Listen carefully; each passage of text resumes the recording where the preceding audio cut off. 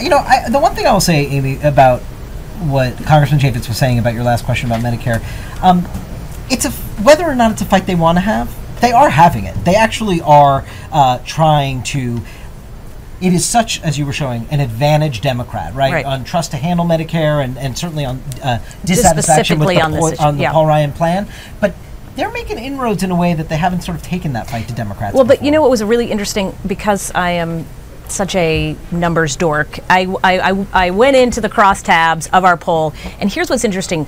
For all the talk about they're worried about losing seniors, it was actually younger voters who were more skeptical of Republicans on Medicare. So when you ask 65 and older, they slightly gave the advantage to Mitt Romney on Medicare. You ask people 30 to 39, huge advantage for Barack Obama. So for all the talk about the younger generation, they're willing to sacrifice, they know what the future is going to look like, I don't think so. I think what they're saying is, hey, you guys got yours, we deserve getting ours. So it's not going to be, I think, as easy as they expect.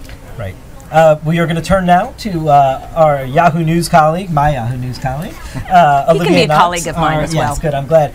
Our White House correspondent, who's normally covering Barack Obama. That's right. There's not an Obama administration official to be found here today. That's right. There are a couple of surrogates, but no officials that I've spotted yet. But Olivier, in talking to the folks at the White House, and as they see our news media attention being sort of split focus and focusing on the storm, and we see these readouts from the White House on the president is very active with this storm preparation, do they see some political advantage for them to sort of play a role this week because he is the president? Well, sure. I mean, in talking to the officials at the White House, you hear that if the campaign and the convention is an audition for Mitt Romney for the biggest political role in the world, it's also a chance for President Obama to show that he has that role already. He's locked it down. And events like today, wherein the president held a briefing first with emergency responders, the FEMA director and the National Hurricane Center director, and then with Gulf Coast governors, he gets to remind everyone that Mitt Romney wants to be president, but he is the president. This is the power of the incumbency at work. Now, Olivier, he has, though, his own politics at stake here, too. He has some of the similar optics problems.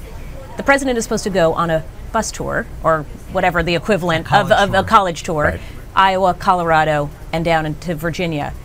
Is there any word about whether he's thinking about canceling those, or would the show go on regardless of what goes on in the Gulf? Well, it was interesting today that neither the president nor the vice president had any public events, and it seemed like they might be, hedging their bets a little bit to make sure that he wasn't seen out campaigning, fighting the partisan fight while the storm churned toward the coast.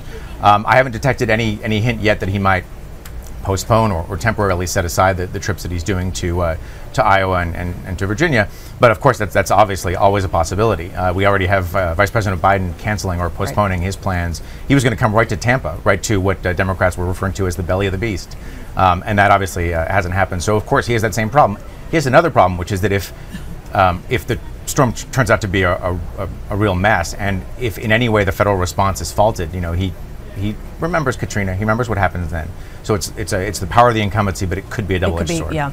And Olivier, you were talking. Amy was just laying out the campaign schedule. It's not all that common for the other party's nominee, or in this case, incumbent president, to campaign and be out there on the trail during the week of the opponent's convention. Sometimes history has said, if we look for examples, they kind of sit back a little bit and give the other guy a chance at the week. That's not the case with the Obama folks. Right. Well, you know how both sides are insisting, no, we respect the other guy, we like the other guy, we want the other guy to do well, golly. This was a great behind-the-scenes moment because from the Obama campaign folks, we heard, well, we don't think Mitt Romney's going to sit still while we have our convention, so we're gonna go out there and get on the stump and campaign. And then from the Romney camp, you had, well, if they are going to campaign, then we're going to do the same thing. We're going to hit back 10 times as hard, I think, is what RNC Chairman Reince Priebus said.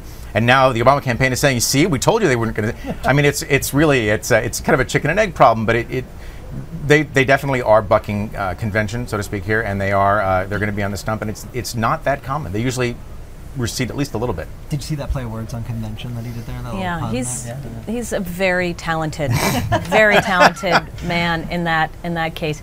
What do you expect from the Obama campaign, that if indeed they get themselves on the trail?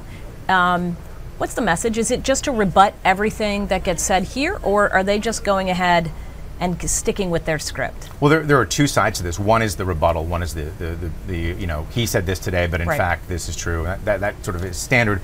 But that's falling mostly right now to a lot of the surrogates, both here in Tampa and elsewhere.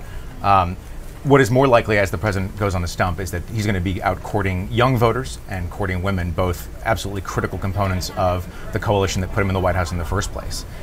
He's going to be in places like Iowa, where the campaign says that Iowans are especially receptive to that kind of small, very personal politicking. And so it's going to be a little bit of both. But for the president himself, it's going to be very much courting those voters. And I don't think he's going to do a lot of rebutting of what's happening here.